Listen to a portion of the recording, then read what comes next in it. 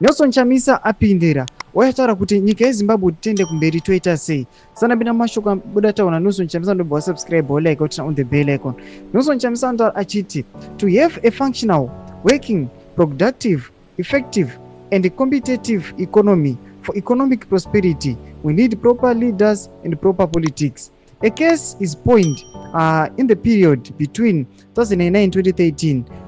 We, the proper leaders, were in there. During this period, the economy performed exceptionally and supersonically well, with average growth rate of 10.7% per year. For the entire period, the domestic debt was virtually zero. We suppressed the external debt, and we also tamed the appetite for both expenditure overruns and new debt accumulation.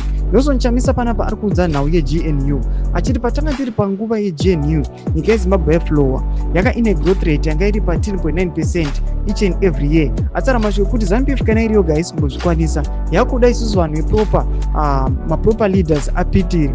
Atsara mashoko kuti nyika yeZimbabwe iprogress tofana kupindawo mugovernment umu.